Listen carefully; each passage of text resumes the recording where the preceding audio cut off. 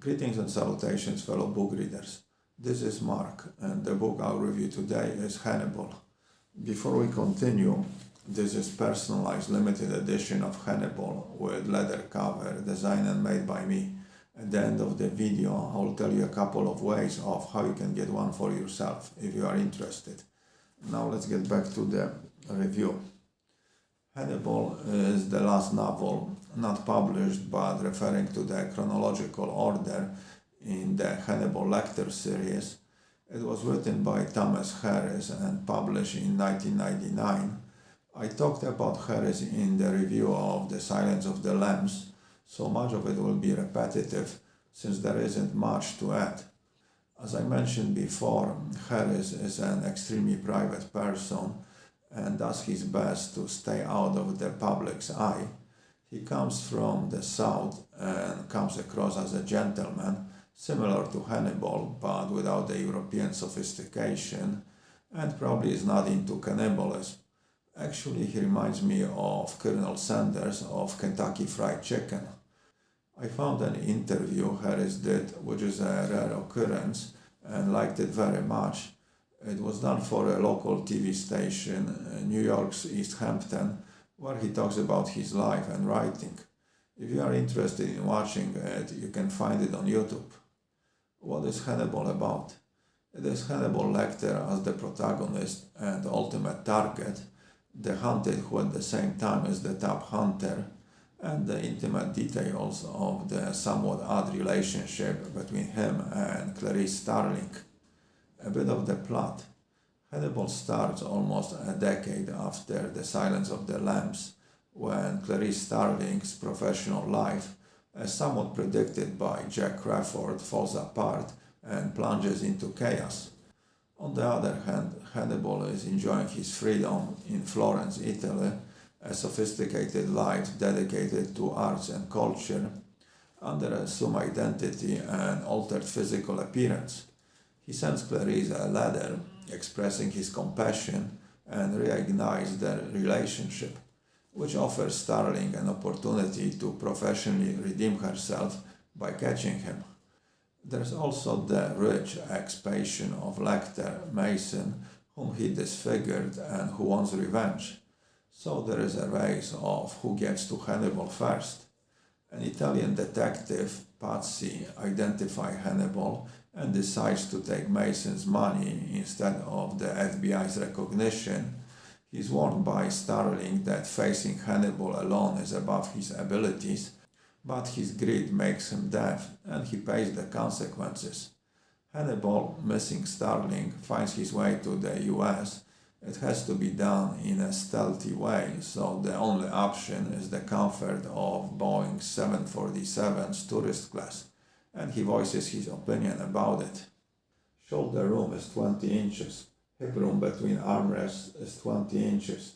This is 2 inches more space than a slave had on the middle passage. I don't know if this is a fair comparison, but it sums up the personal price we have to pay for visiting faraway, exotic places on budget. He also brings his own meal to satisfy his peculiar taste. Further, the travel makes him remember the years he spent locked up in the psychiatric ward. And to get away from it all, he retires into what he calls his memory palace, where he stores everything worth remembering, all the files of his ex-patients and also his encounters with Starling and childhood flashbacks relating to his little sister Misha. Memory Palace is a pretty well-known visual method to remember important events and information. It is also known as method of Loki and has been used by ancient Greeks and Romans.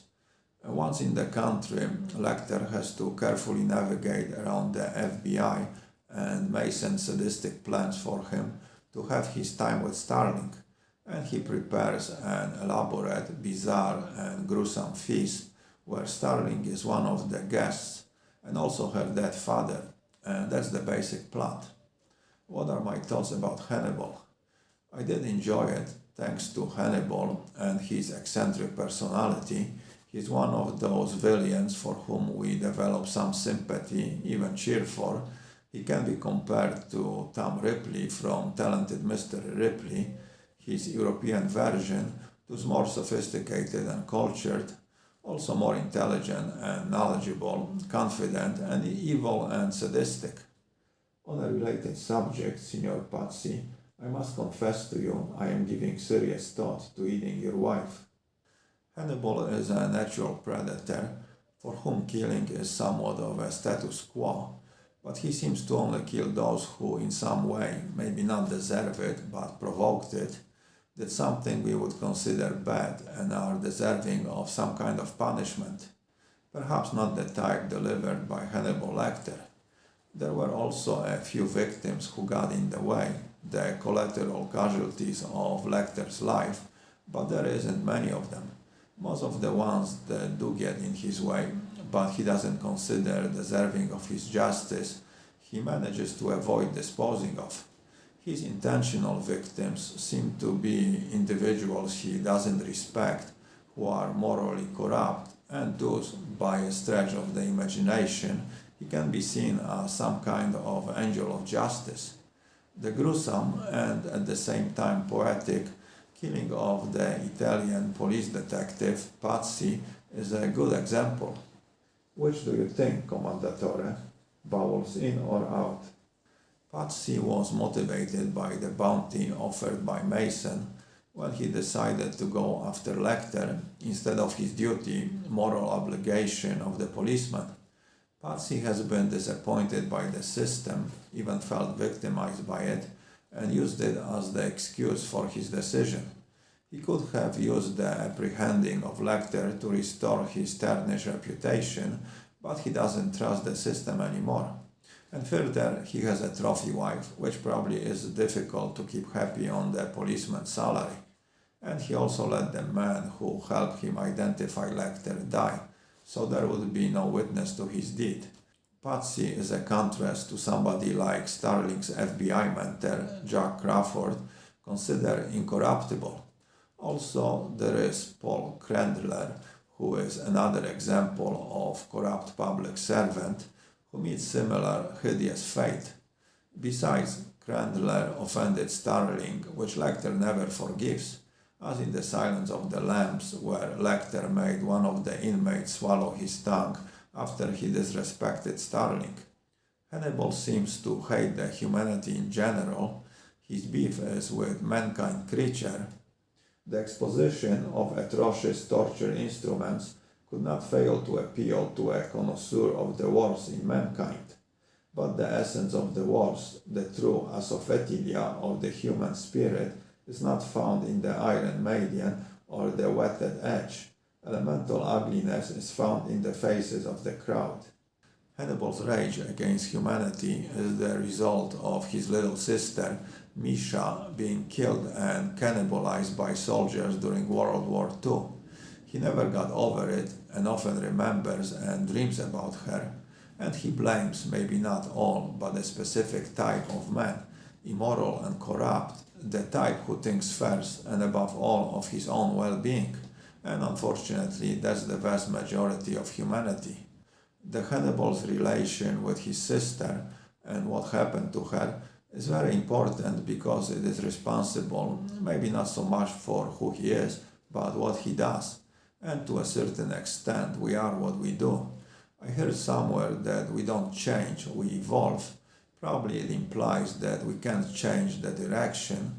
The events and circumstances takes us further into the extremes of who we are, always have been. Hannibal's beef with mankind has exceptions. Starling, who is an antithesis of the man he blames, it might seem she reminds him of his sister, what his sister might have been if she lived, but it is more complicated. He sees her as a possible remedy for the humanity's sin committed against him. For Hannibal, Starling is a type of a person whose place Misha, if ever reincarnated, could occupy. Maybe even willingly she would give it up. That there had to be a place in the world for Misha, a prime place vacated for her.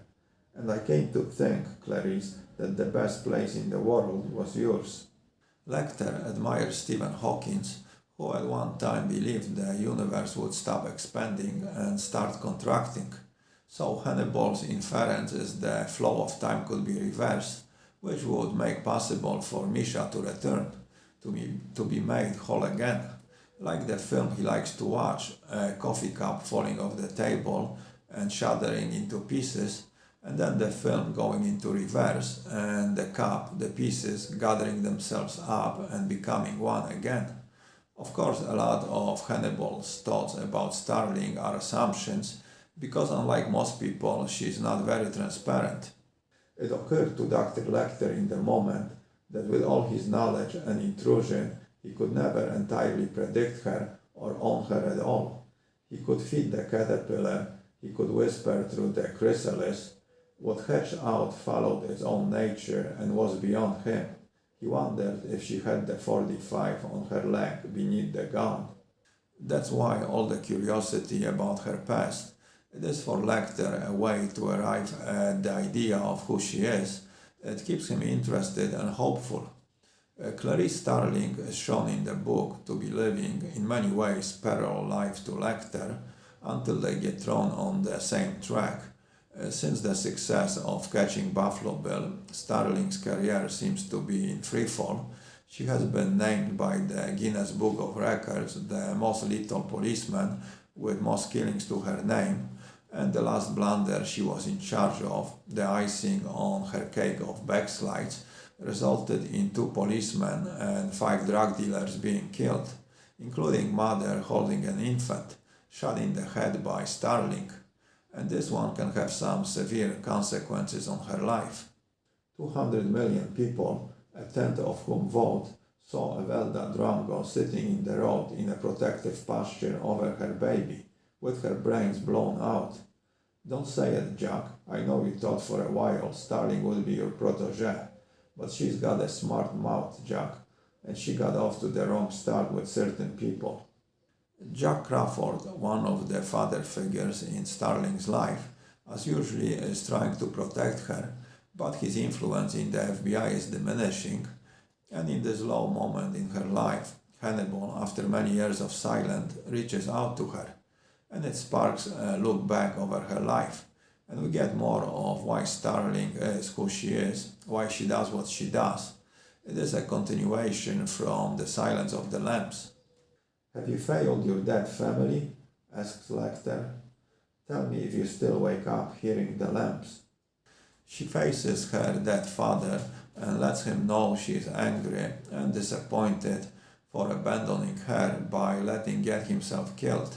All of it under Hannibal's skilled guidance, and he's impressed at how far she has come. Every time Hannibal and Starling are communicating or together, there is a slight scent of the unconsumed romance between them. I'll confess it is pleasant to look at you asleep. You're quite beautiful, Clarice. More from Hannibal than Starling, since she is practical and remembers what she is there for, to catch Lecter. She tries to figure out how to find him, interviews some people who knew him in the past, and she concludes his appearance might have changed, but not his tastes. So the question is, what does Hannibal like? Good food, wine, music, and her. A person she knows pretty well, and she realizes that she can be the bait that draws Lecter out. Probably because of the experience of losing his little sister, Lecter seems to be protective of women, Starling, but also Mason's sister, Margot. She was his patient as well as her brother, and he did give her some advice and confidence to minimize the effect of the traumas inflicted by her brother. Yes, I was crying, dreading to tell you about Mason and me. I was dreading having to sit down too. But you never asked me to sit.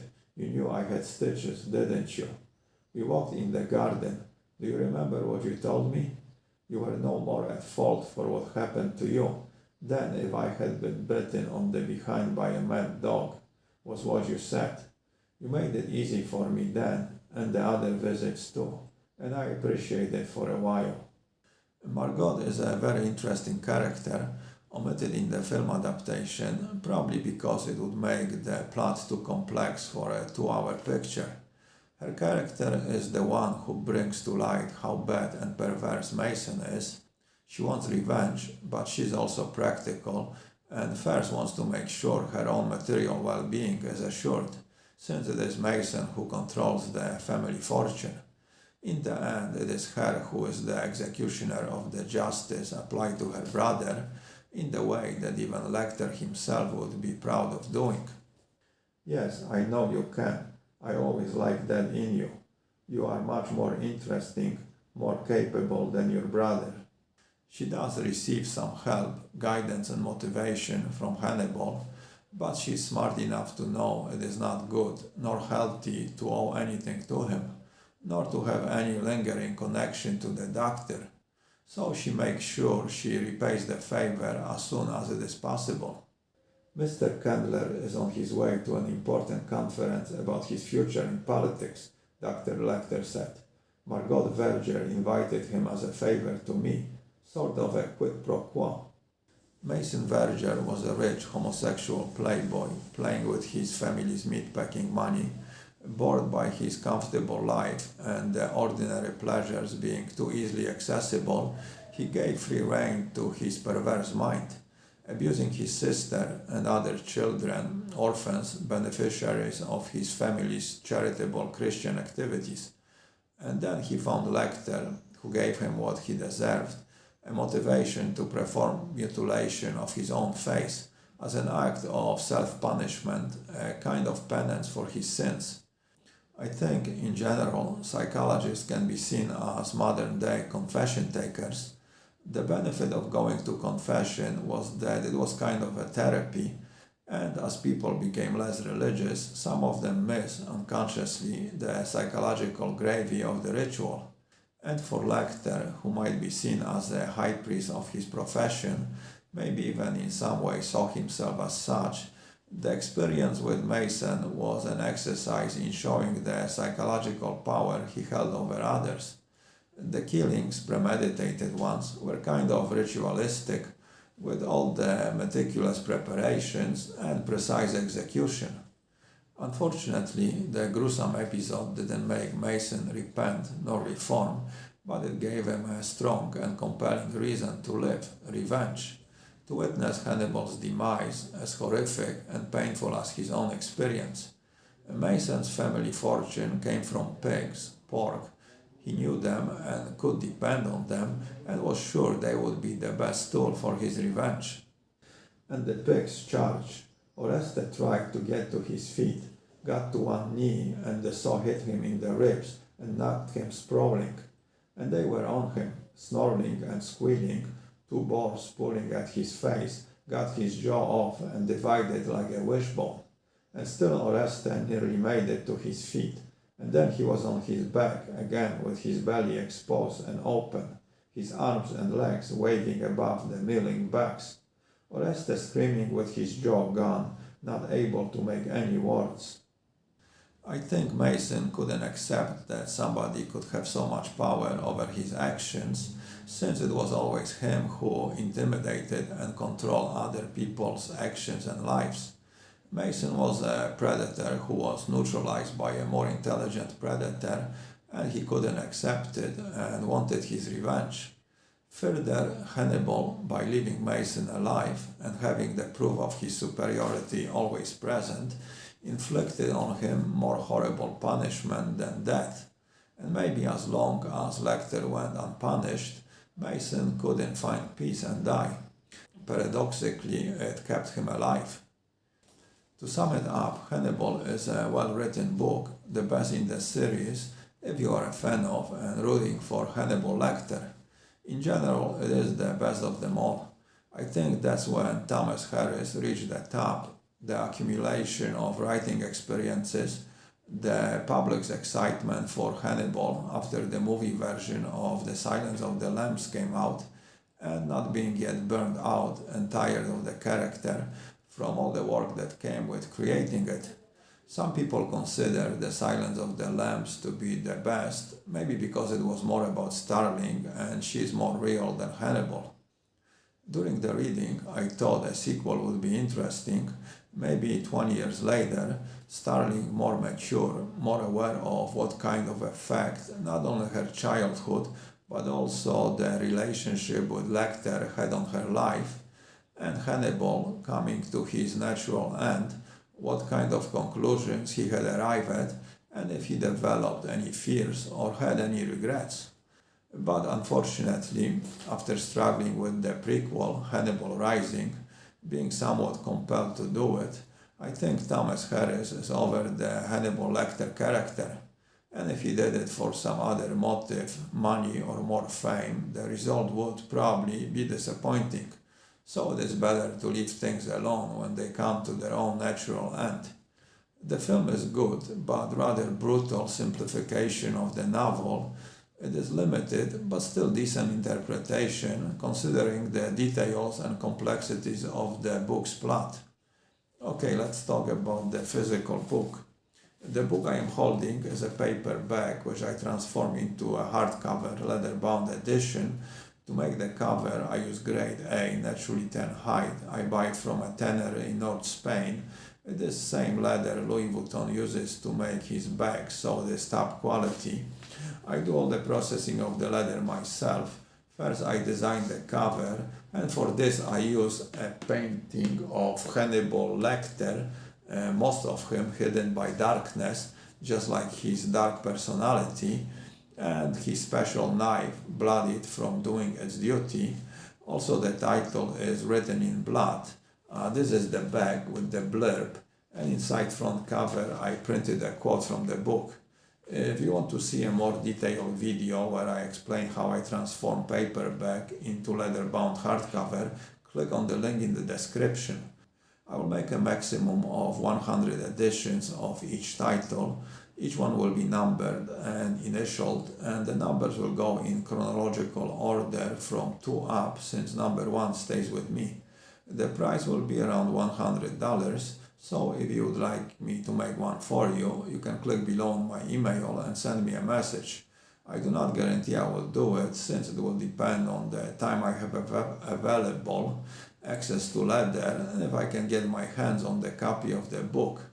Now, if you're not willing to spend the $100 but you still want the book, what you can do is click below on the PayPal link and donate $3 or more to my channel, and for every 100 donations I will make a lottery and draw one name, and the winner will receive the book. So if you are cheap but feel lucky, this might be the way to do it. Also, your donations give me the extra motivation to make the book reviews, and I appreciate them very much, so thank you in advance. And one more thing, when you make your donation, remember to include the title of the book you would like to win. The book itself is beautiful. Visually, it has a very nice texture, it smells great, and the more you handle it, the more beautiful it will become. And it makes a great gift for yourself or somebody who appreciates books. So if you want one, don't snooze or you might lose. Well, that's it, so let's end it here, and until next time, keep your ear close to the ground and read a book. Adios.